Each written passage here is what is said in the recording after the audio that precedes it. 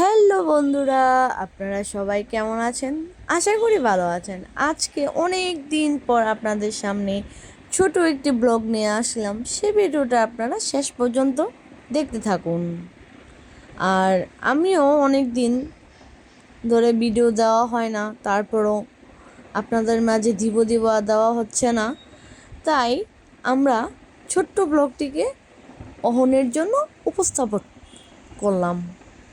অহন লিচু খেতে খুব পছন্দ করে।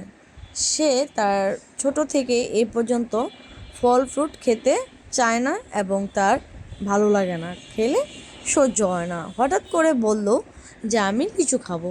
তাই ওর কথা শুনে খুব এক্সাইটেড হয়ে রাজশাহী লিচু আমি অর্ডার করে ফেললাম। রাজশাহী লিচু বাংলাদেশে অন্যান্য অঞ্চলের থেকে বেস্ট লিচু, খেতেও অন্যতম স্বাদ।